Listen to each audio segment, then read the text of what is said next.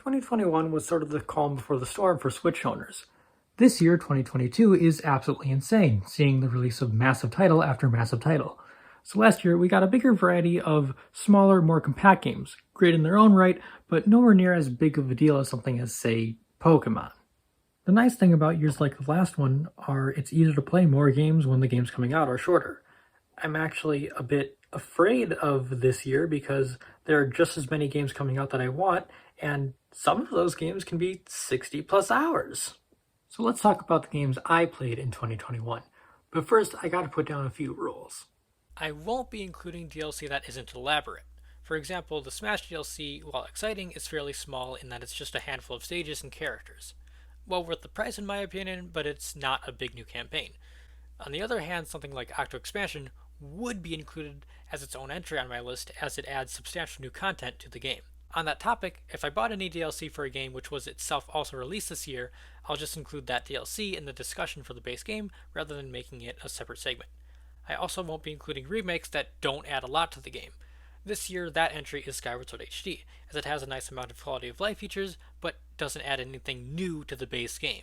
On the other hand, ports and remakes that do add substantial new content can be included. Lastly, unchanged ports of games from years prior to 2022 can be included if it's my first time playing them. A Hat in Time was released in 2017, but in 2019 they released a Switch port. The Switch port was by no means a deluxe edition. It was actually missing features from the PC version, in fact. But it was my first time playing the game, so it was included in my 2019 games list.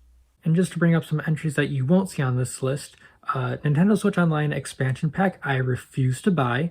New Pokemon Snap honestly just didn't interest me. I'm sorry. Shin Megami Tensei 5 did pique my interest a little bit, but I just realized it was going to be too much of a commitment.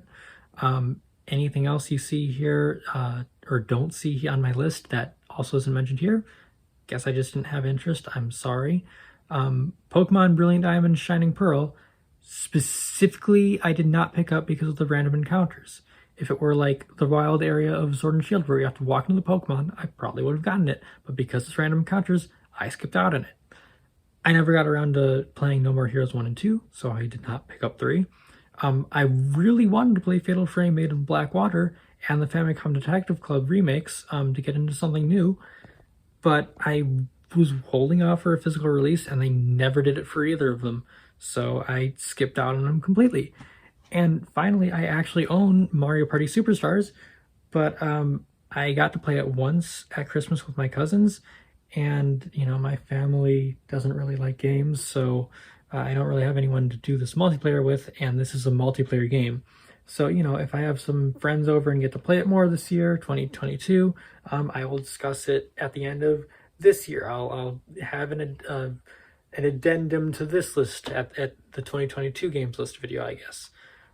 But yeah, just wanted to address those games, so those are on my list for those reasons. So the first game on my 2021 games ranking list is a game from 2013.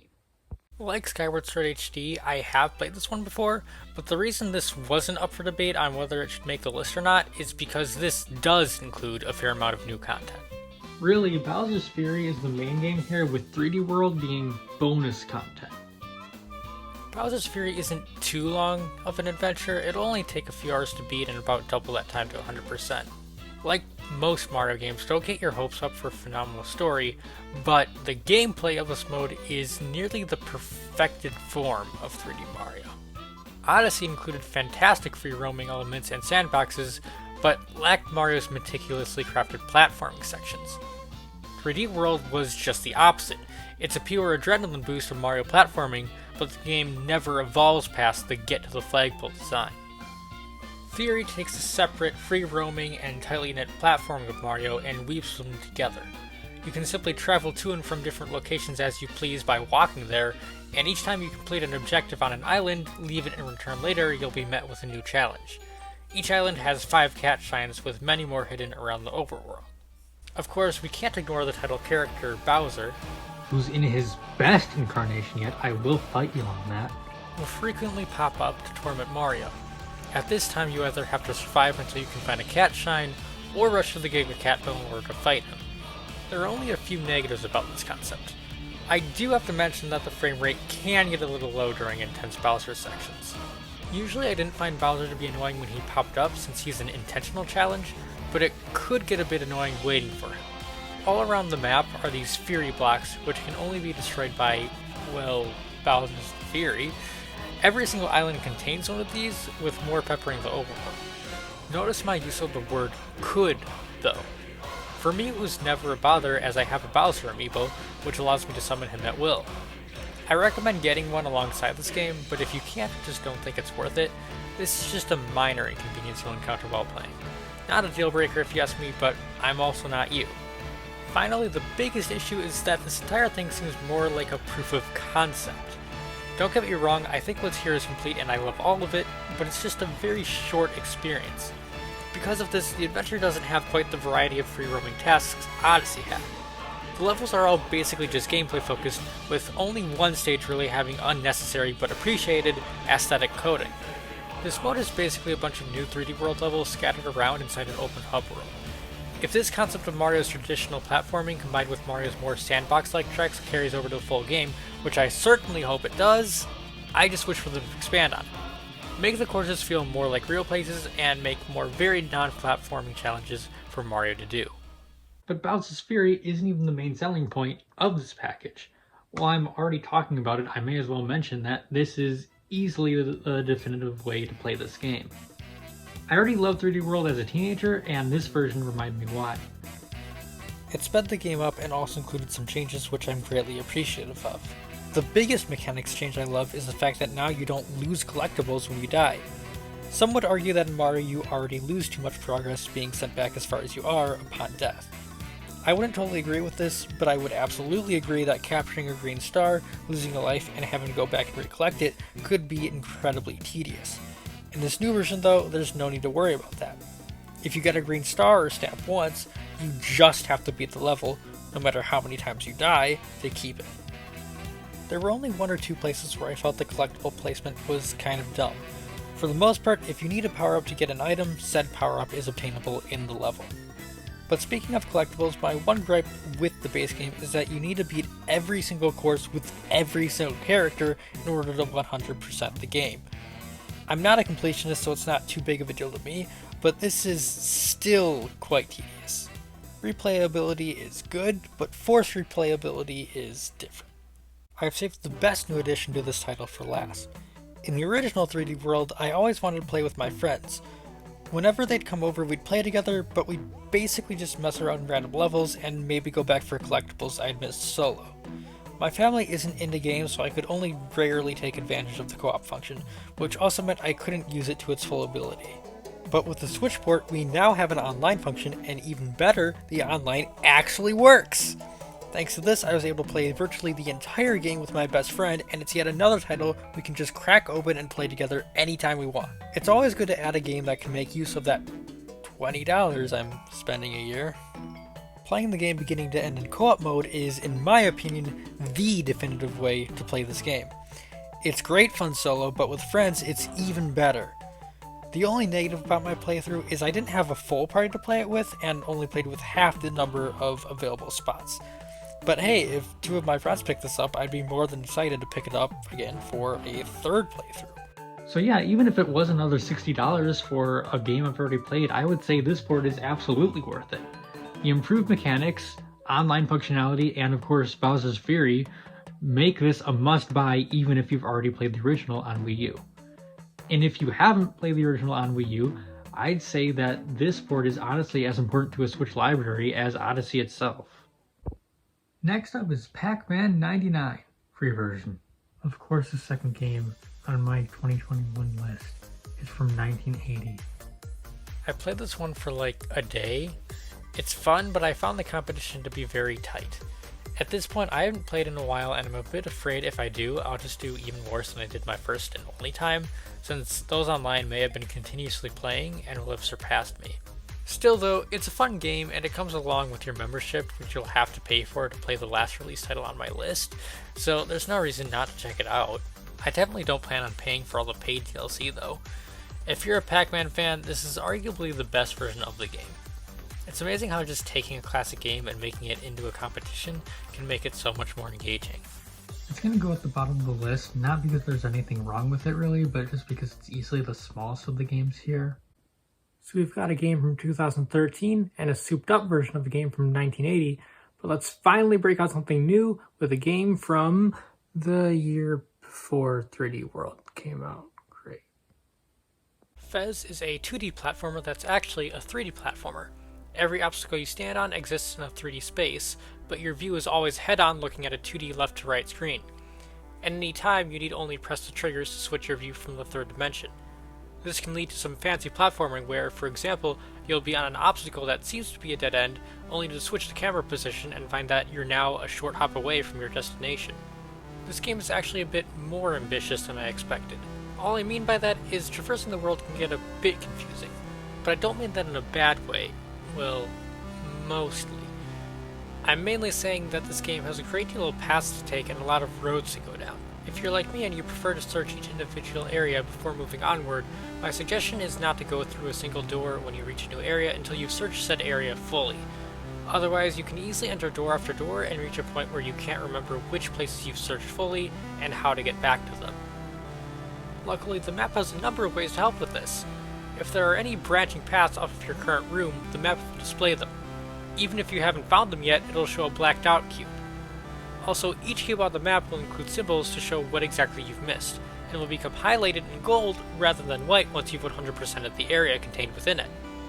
In backtracking, whenever you go to enter a door, you'll get a little preview image of the room you're about to enter, so you can quickly check the map and see if you're going where you want to go. But now for the negatives of the system.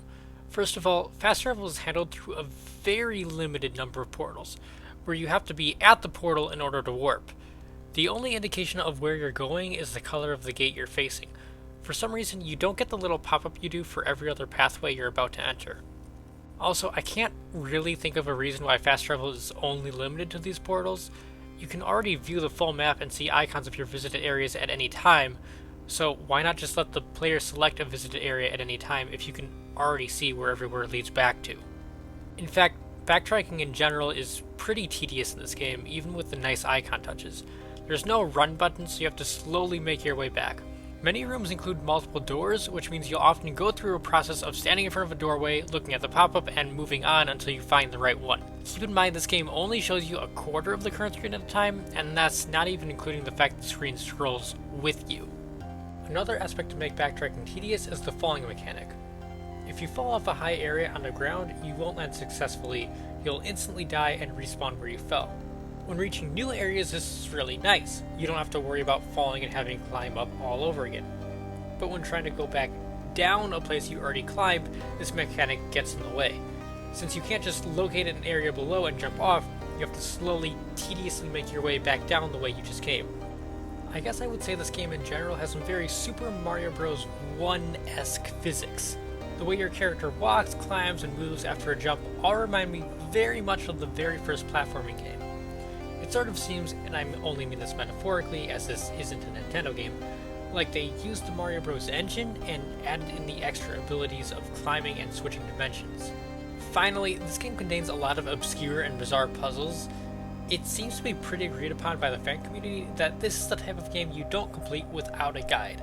Again, I'm not a super big completionist, but I can be when it comes to indie games. This is the type of game I like to sink my teeth into and play beyond beating it the first time, but the amount of puzzles that make virtually no sense prevents me from doing so.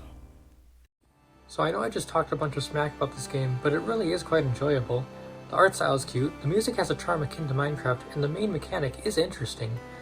It obviously doesn't stand toe-to-toe with the platforming king, but it will earn its place right behind him for now. Are we finally on a game that came out fully this last year? Nope, but at least this one came out the year before, so we're getting closer? I don't think I've played a single game in this genre since teenagehood or possibly even early double digits. Point and click. There is no game, wrong dimension, doesn't belong on this list. It's not a game. There isn't a game. To tell you the truth, I don't know what urged me to buy this. I saw it in the indie showcase and thought it looked cool, but I basically rushed to the eShop and bought it that day along with Fez. The only thing urging me was a handful of people who'd played it already saying it was exciting on Twitter. Not people who I trusted or whose opinions I knew I agreed with, just random people. And I guess I agreed enough just from the tiny little glimpse I got that I picked it up. I spent $13 for something that doesn't exist. Though if there were a game, I guess I would have to tell you that said game stretches the boundaries of what a point and click can be. The puzzles would all make a lot more sense than Fez. Anytime I couldn't figure out a puzzle, if there were puzzles to solve, it wouldn't be because the solution was dumb, but because I failed to realize something wasn't interactable. It would always be my own fault, not the non-games. If you could play this, I would say that if you're ever getting desperate, just randomly drag every item onto everything you see. Eventually, you'll find the solution. I would also remark that the adventure is filled with top-notch comedy, and surprisingly even has a couple great pieces in the soundtrack. There Is No Game, Wrong Dimension could be the greatest point-and-click of all time, filled to the brim with great puzzles, comedy, and fourth-wall-breaking humor. It would be, in a way, the genre-bending title for point-and-clicks that Breath of the Wild. Overall, this would stack up pretty well to Fez, and there wouldn't really be any flaws with it like there were with Fez. The difference would be, though, Fez is the kind of game that has a lot of optional content that you can come back to. This, on the other hand, would be a completely linear adventure, so once you were done with it, there wouldn't really be much to come back to. Especially being entirely puzzle-based, you would have to wait a really long time to get anything out of replaying it. If it had branching paths or were even just significantly longer, it would beat Fez. But I'm going to have to put it behind Fez simply because it lacks replayability, and because you can't even play it once since it doesn't exist. Alright, obviously this list consists entirely of games released previous years, so let's just see the release date for... Oh my hell yeah. We're covering a game that's completely new this year. It's not a port or a remake or anything, it's a full-on, built from the ground up, never-before-seen game. But what is said game? Remember how I said I don't generally fall in love with games at first sight? How I've never bought a game based solely on concept or name before Untitled Goose Game? Well, we've found the second title that earned its way in my Switch library based solely on the title. Said title is Turnip Boy Commits Tax Evasion. I mean, how could I not? So this game is heavily inspired by 2D Zeldas, and that's not just me being hyper-obsessive and making connections where none exist. This game's main weapon is a sword which hits in a limited range in front of you. It contains dungeons, though these are a lot shorter than even the very first dungeon of any Zelda game. You'll acquire items which help you traverse the world. Look up any other review for this game and you'll see the term Zelda-like there too. Now I have two complaints for this game which I almost never have. Being a Nintendo gamer, I'm used to kitty difficulty, and in fact, I find myself using save states for older games, which were more brutal. Aww. Yes, that's right, boomy. The thing is though, the puzzles and battles in this game are overly simplistic. As in, I never once questioned what the answer to a puzzle was. Granted, I had just played the Oracle of Ages for the first time, so maybe my brain was just hot-wired to solve these types of puzzles. But honestly, I think it's more likely that these puzzles are just a bit shallow. This isn't the biggest problem, but I guess it sticks out to me because of the fact that this game clearly isn't made for kids. I don't think there's something you absolutely couldn't show your children, but I mean, the entire premise of the game is that you're evading your taxes. With the type of humor this game employs, I was expecting an experience made to test my adult brain, but instead I found something that probably would have taken me the same amount of time if I'd played it 10 years ago before I started my Zelda journey. My second issue is another thing I can usually give a game a total pass for: frame rate issues. With most games that this pops up for, it's just an occasional thing. Even in an Age of Calamity, one of the most heavy games on Switch, it would bother me once in a while, but not often. This game, on the other hand, just chugs along all the time. I finally did think to turn down the screen shake to only 10%, and I think that helped, but by that part, I was far enough along that I didn't have much time to notice. This game is by no means massive. It took me only a few hours to totally 100% the thing, and it's separated screen by screen like a link between worlds. Why this game runs so poorly is mostly a mystery to me. I guess the team must just be pretty new to making games in general. If that is the case, then I definitely see potential here, so I hope they can learn from this game to better optimize future projects. The only one of those issues that really bugged me though was the frame rate. The difficulty was a bit disappointing, but seeing what game is currently at the top of the list 4 games in, I think it's safe to say that isn't the biggest draw for me. Turnip Boy Commits Tax Evasion is full of wacky characters, great humor, a ton of references to the numbers 420 and 69, and other memes, a great soundtrack, adorable visuals, pure anarchy, cute hats, and even vegetable world lore. Personally, I'm going to put it behind There Is No Game, though the titles are pretty close. They're both similar in the amount of content and their lighthearted nature, but I do feel that There Is No Game actually provided more of a sort of challenge for me. Normally I'd end the segment here and move on, but I'm going to go ahead and make a weird suggestion here. I think this game is great for new Zelda players. With the Switch bringing on a lot of people who ignored Nintendo, and Breath of the Wild being the gargantuan deal it was, I know a lot of people have just joined the Zelda fanbase, but have only played that one game, and with how different these games are, might not be sure if they want to look into the previous titles. For only $15, or if you can find it on sale like I did, $12, Tax Evasion provides a sort of light Zelda experience. Note that the feel of the characters and world would be completely different from Zelda, but gameplay-wise, this is a watered-down version of what you'll get in a real 2D Zelda game. If you're not sure whether to splurge $60 on that Link's Awakening remake or not, buy this game first. If you love it, then Link's Awakening and other 2D Zeldas will basically be a much longer and more fleshed-out version of what you played here. I guess Champion Island counts as a game, so I should include it. This is literally a Google Doodle game made for the Tokyo Olympics, but it's not just a simple little thing like the dinosaur game. It's actually a mini game collection. You've got to win at 7 different sports categories to beat the game, and most if not all of them have an additional challenge version. There are NPCs to talk to who have side quests, but these side quests are pretty much all just go here and talk to someone, or find something. The issue with the side quests is that you don't really get rewarded with anything. You get a trophy in a certain house, but that's it. Since this game takes inspiration from RPGs, I think it would have been cool if you had a leveling system for each sport, and doing the side quests raise your level to make the more challenging versions a bit easier. But again, this is a free Google Doodle. Considering the fact that there's literally no reason for it to exist, I can't complain too much. It's a fun time waster for a few hours, and you can play it on literally any computer or phone. I'm honestly surprised at the quality of this game considering what it is. All that being said, this is still trying to compete against actual console games. The lowest ranked on the list so far is Pac-Man 99, but even that has the fun edge of trying to compete against 98 other players. This is a fun distraction, but it's nowhere near as big or cool as even that game. So no offense to the Google devs who just made this for fun, but this is gonna go at the bottom of the list. Let me make something very clear. I love Warioware games. The series is all about fast, 5-second microgames that give you a single command to complete, all strung together. It's a test of reaction time. When I first saw Get It Together revealed at E3, I was very mildly skeptical of the fact all the games use just a joystick and a single button. I feel Warioware is one of the few series where motion control is objectively a good thing. While I enjoy motion control in many games, it can sometimes distract from certain series. Not Warioware though. The chaotic nature of the microgames makes it a perfect fit. With the Switch having all of these cool features like an IR camera and HD rumble alongside motion, I was hoping we'd get a smooth move sequel of sorts. However, Get It Together's gimmick works really well. Actually letting you play as the characters not only breathes new life into them, it also means you have over 13 different ways to play every microgame. It's quickly become one of my favorite multiplayer games as well. Multiplayer not only includes every microgame that you can play in single player, it even has a few unique ones in special modes. While I am a bit disappointed we didn't get a WarioWare using the Switch's new features, Get It Together is a great WarioWare game in its own right, and I love 9-volts microgames now more than ever. WarioWare is going to go just behind 3D World for now. 3D World is a larger game with more substantial content, so it's going to take a game on a similar scale to top it.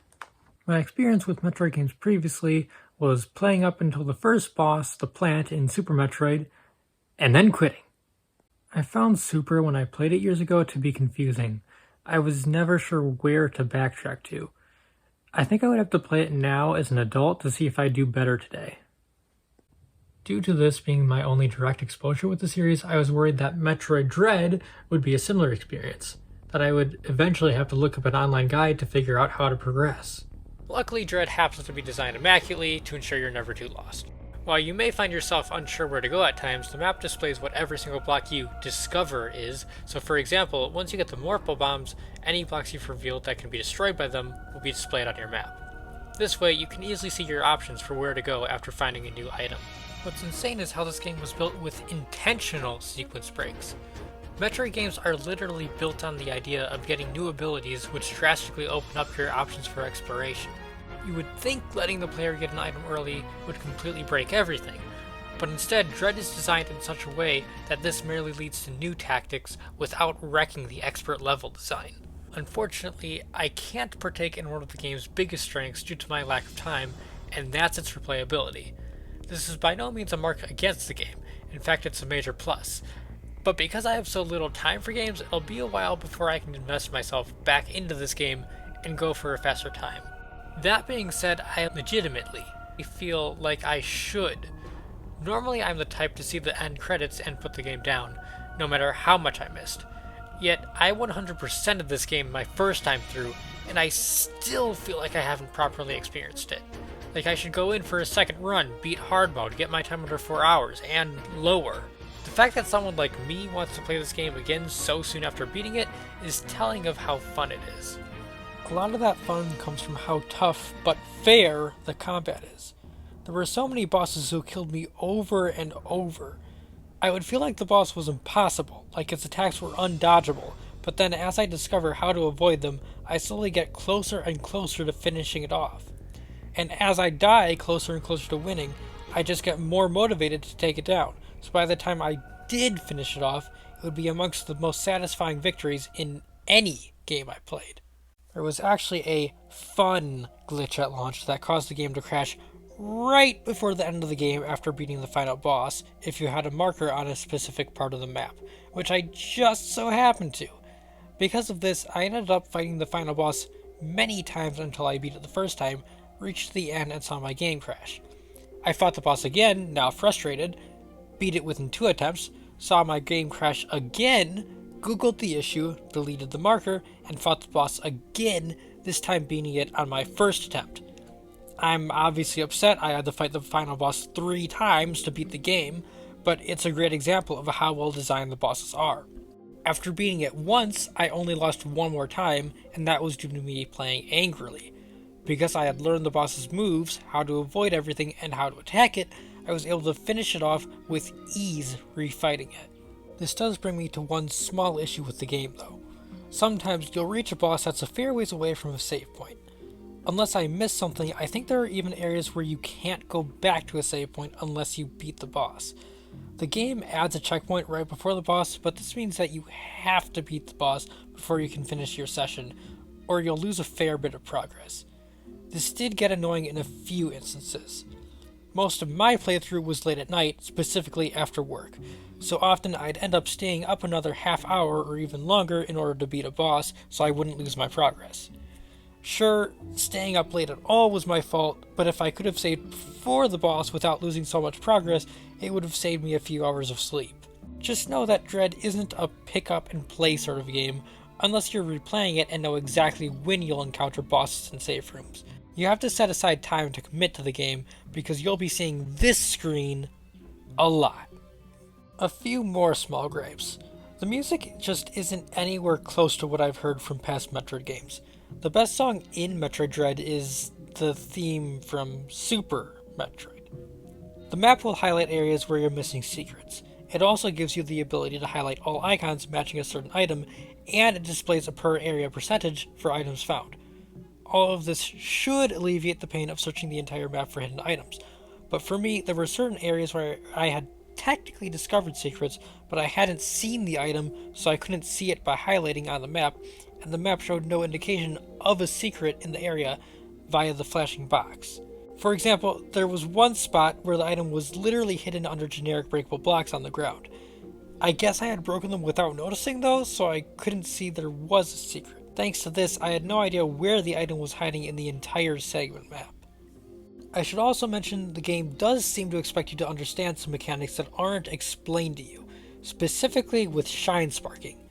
The Shine Spark, or Shine Spark, is a hidden move Samus can execute after getting the Speed Booster ability. If you Shine Spark into a ramp, this will refresh your speed boost so you can either continue running or hold down again for another Shine Spark. Unfortunately, the whole ramp thing isn't explained to you, and there are several puzzles that use this mechanic. I didn't have to use any online guides to figure out how to beat Dread, but I did have to look up a guide for these puzzles just so I could discover that this mechanic exists. How have I gone this far without mentioning the Emmys? They are the main source of this game's title. No matter how many horror games I play, none of them can make me feel this type of fear. Every time an Emmy spotted me, words I won't repeat here raced through my mind, and I swear there were times where I would exit an Emmy room and could audibly hear my heartbeat. Some believe the Emmys get too annoying, but I can't say I agree, at least with the standard ones. Later on, there are a couple with extra abilities that can get pretty brutal, but I wouldn't say they go too far. They're quite the challenge, but that just adds to the fear and the satisfaction of finally defeating them. I would even say the Emmys are my favorite part of the game. I love the combat and exploration, but having a one-hit kill enemy and literally running for your life frightens me in just the right way. Actually, I did miss one issue, but it's not with the game itself, it's with the development. It's come out that Mercury Steam didn't credit all the developers, specifically ones who worked for less than a year on the game. This year has brought to light the perils of those in the gaming industry, and it's disappointing to know that a game I liked came out of a situation like this. Now, while Nintendo as a company has its problems, one reason I still respect them above most is they do respect their employees, a lot more than other corporations. It was revealed that they stepped in and asked Retro to avoid crunch after learning of the conditions for the first Metroid Prime, so I'm hoping they do the same here for any future collaborative projects with Mercury Steam. Nintendo, the treatment of your employees is one of the best aspects of your company, so please don't lose that. As sad as I am about the development environment though, there's no denying this is one of those rare cases where a fantastic game still somehow emerged from the ashes of poor development situations. It removes all the issues I had with Super Metroid and provides a challenge we don't usually see in Nintendo games. However, and this is going to make some people mad, I actually have a hard time deciding whether to place it ahead or behind 3D World. If it were just Bowser's Fury, Dread would win without a doubt. If it were single-player 3D World plus Bowser's Fury, Dread would still win.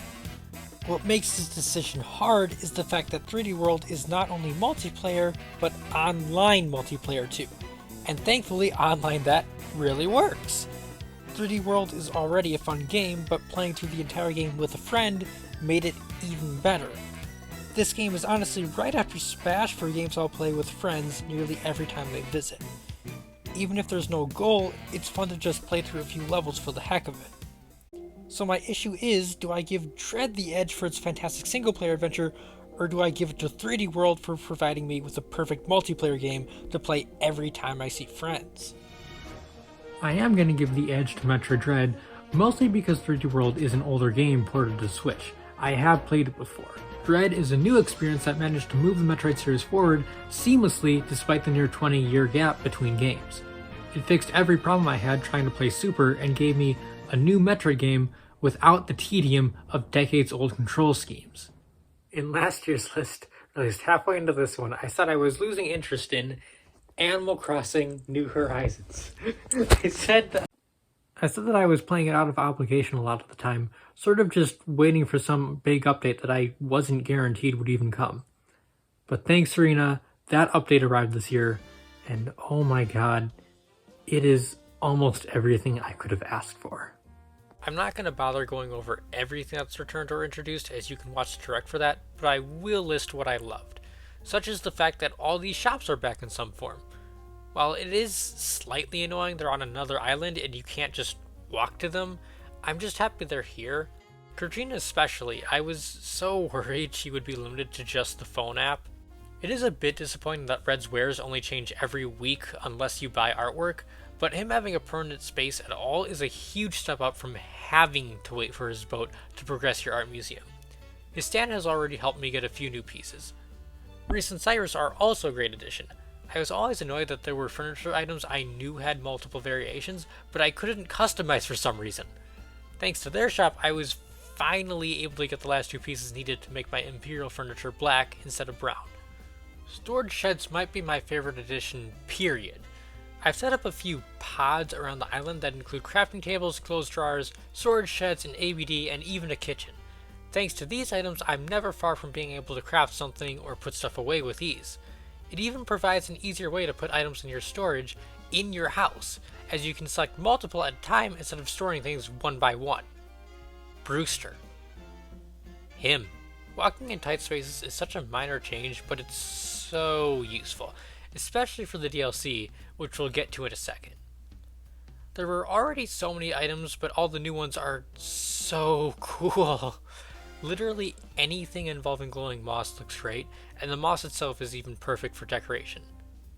Now then, I am a bit upset that some quality of life changes weren't added, like a shopping cart at the Able Sisters, but if there's one thing I'm really disappointed in with this update, it's the Night Owl ordinance. In New Leaf, Night Owl pushed things back by at least 2 hours. The earliest anything closed upon enacting it was 11 PM, and the really vital shops like the Nooklings would stay open at least until midnight. In New Horizons though, things are only pushed back an hour. Instead of 9, the Able Sisters close at 10, and instead of 10, the Nooklings close at 11. It's not completely useless, it has helped me a bit, but barely. When I get off work at 8, I'll often be eating dinner well into the 9 o'clock hour, which leaves me with still less than an hour to get to the Able Sisters without messing with my Switch's system clock.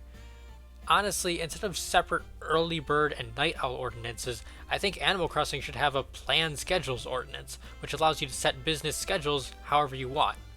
Villager schedules, business hours, and perhaps even the visiting times of certain characters could be adjusted based on the time frame that you set, instead of pushing things back or forward by some arbitrarily chosen time that may or may not actually help you.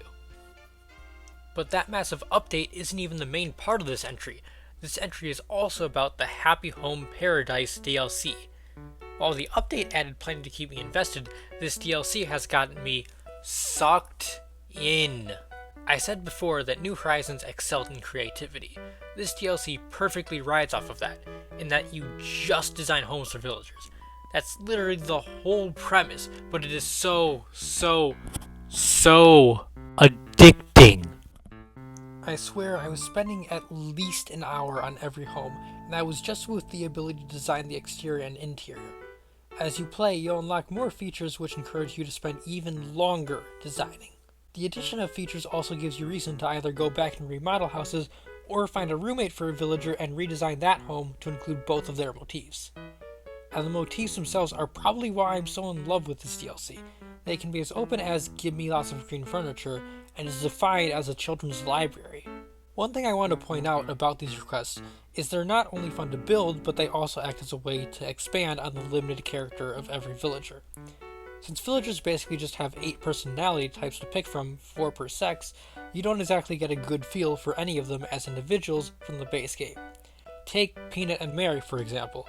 Both of them have the peppy personality, meaning they're practically the same, with the only discernible differences in the base game being that Mary has a comfy kitchen house, whereas Peanut has a bright pink theme. All we really know is they both want to be stars of some kind. With this DLC though, we can find out that Mary is specifically interested in modeling. As for Peanut, I was quite surprised when I read her request expecting something overly cute and glamorous, but instead found her dream home was American themed. It makes sense that someone who dreams of being a celebrity would like America, but I never would have jumped to that conclusion about her without this DLC. We'll see if she still finds this country so glam after her first rent bill though. The gift shop in Paradise Planning is the best possible reward for all of this designing too, allowing you to buy the many new items added with this DLC in mind to use in your own home and town. Unlocking features and items to use for your house as you play the DLC is a perfect reward, though really the act of designing homes is so fun on its own, the rewards are more like bonuses. I do have just a few small nitpicks, and keep in mind these are fairly minor. You unlock items like partition walls, or items which act like partition walls such as medieval building sites. These are great items, but the one issue is they have preset sizes. This is especially annoying with the sets that are supposed to connect together. Take for example the castle exteriors. The regular sides are 1x2, but the center gate you can walk through is 1x3. This means your castle will either be uneven on one side or you'll have to awkwardly add a column that doesn't quite fit. Partition walls are the same. They're always 1/2 by 2, which means if you want a partition wall that takes up one space, you have to use 2 columns next to each other, which doesn't always look perfect. I wish there were a way to adjust the sizes of these items, for example expand a medieval building side to 1x3 or decrease it to 1x1 if needed. Another feature lacking to divide up a room is doors. Partition walls work to create bathrooms, but really there's always some angle where you can view right into it. I wish we had openable doors in this game, ones that could simply block off a space and open so you could enter. I also realized while designing Nan's hotel room here that it would be nice to be able to change the location of entryways instead of always having them dead center. Most hotel rooms I've been in have the doorway to one side, the bathroom right next to you when you walk in, and the rest of the room past it. I wanted to create something similar here, but because the entryway was in the center, I had to instead move the mirror to the opposite side of it, apart from the actual lavatory. The biggest feature I would add though isn't about the design process, but the island archipelago as a whole. As you add houses and facilities, the whole system really feels like a massive community you're building up. You can still visit villagers in the homes you built, and it'll get more tourists showing up looking for vacation homes. However, what sort of bugs me is there are plenty of connected islands with multiple land plots on them, and you can only visit each house one at a time. I think there are 2 reasons for this. 1. You can change the time of day and weather so the island would have to gradually change as you walked between houses with different environments. 2. You can build multiple houses on the same plot of land so the game couldn't always display every house you built on each island. I think both of these can be circumvented though. When we travel to another island in Captain's boat, we can see the time and weather changing. I think the same effect could be done here as you're walking. As for my second point, since the game already keeps track of who you have where, we just need an option to choose who to display on the main map. That way, you could still visit the other homes, but you could still walk amongst the islands and actually get a feel for the community you've created and the scale of what you've accomplished. And this is really taking things far, but what if you could even upload your completed map to the showroom? Allow people to explore your entire map as it appears for you. It's cool getting to visit individual houses online, but getting to see entire islands, 48 plus villagers, and which islands they're placed on, and how their houses were put together inside and out, that would allow for new heights of creativity. I'm sure people would do crazy things like rebuild other games' maps to the best of their ability with that option. Again though, this is really wishful thinking. Just being able to explore our own full islands would be enough, and that's still not completely necessary. Those are all pretty much just nitpicks, but the one real issue I have with the game is you never know exactly what you're going to be doing. Most of the time you can explore the beach and facilities, find a villager with an inquiry you like, and build them a vacation home. However, there's no warning when some special event happens that forces you to build what the game wants you to build, and not what you want to build. The reason this irks me so much is because you might see a villager you really want to build a home for, go into the office expecting to be able to start on their home, and suddenly you're trapped finding a roommate for some other villager and remodeling their home instead. Thanks to this, there were times I had to give up on villagers I absolutely loved, as I wouldn't have time to design their homes on top of the arbitrarily chosen task. I get why we need to have certain tasks pop up at certain times for progression, but I wish there were some sort of a warning at least that there's about to be a special event, so don't choose to keep working if you're only doing so in order to work for a specific client. Luckily, that's only a rare occurrence. You will usually get to choose what you want to work on and when. And that part of the game is so fun, it's what's gotten me playing Animal Crossing for hours per day, just like when it first released. I love designing vacation homes so much, in fact, that Animal Crossing plus Happy Home Paradise is going to surpass every other title on this list to become the top title so far. I wasn't really sure if I was going to talk about this game in this video or not, but I eventually realized that Doki Doki Literature Club Plus is actually a similar situation to Mario 3D World plus Bowser's Fury in that it's a port of an old game, but it adds enough new features and content that it can be considered its own thing. I don't even want to talk about this game for very long. I mean, it was already talked to death about over 4 years ago when it came out, but if there is just one point I do want to get across, it's how invested you can get in this story. When I first heard about this game, I sort of figured that the whole anime dating shtick would just make me roll my eyes, and once it got to the horror, I would hopefully get some entertainment out of that. But instead, the way this game scares you is by getting you so invested in its characters. It fully immerses you in its world and makes you truly care about everyone, only to suddenly rip that immersion away. And the game constantly reminds you from that point forward that it is a game. So you can never fully get back into the headspace of seeing the characters as almost real people. Despite being the player, you lose control. You just have to watch as it unfolds, incapable of doing anything to stop it. Now, this game was free back in 2017 and could run on my old MacBook computer, which is way underpowered compared to my new one, and yet I spent $30 on the physical edition. So I think one other point I want to stress is why I thought this game was worth spending $30 to play again. I'm of course referring to the game's replayability, but I'm not referring to all of the little things that can pop up, ensuring every single playthrough is just a bit different. I think your best experience with this game is going to be playing it for the first time, not knowing what's coming. But replaying it when you do know what's coming adds a whole new mix of emotions. Once you've seen these characters' full stories, once you've come to understand them more, reading their poems and listening in on their dialogue reveals so much more the second time you're reading it. When I read Sayori's bottle poem for the second time on this playthrough, the text on the screen got pretty blurry. I could talk for much longer about Doki Doki Literature Club, but I'm gonna end my main thoughts there. I have a variety of reasons for not wanting to talk about it longer in this video, but the main reason is after thinking about where to rank it for quite a while now, I sort of just realized I can't decide. I know it falls in the upper rankings and above Warioware, but after that, it could be anywhere from just right there between Warioware and Super Mario 3D World, or it could be ahead of the Animal Crossing update as my #1 game so far. Doki Doki is an entirely different type of entertainment from all of the other games on this list. I'm not just talking about the fact that it's a visual novel as opposed to games with challenges and goals. I'm talking about the emotional response it's trying to elicit from you. This game isn't the same kind of fun as the others. In fact, it's maybe not even fun at all. It's depressing in a way. It's supposed to make you feel awful by the end of it, in fact. The only other game on the list that purposefully elicits any sort of negative response is Metroid Dread, in trying to make you feel afraid of the enemies and trying to give you intense challenges.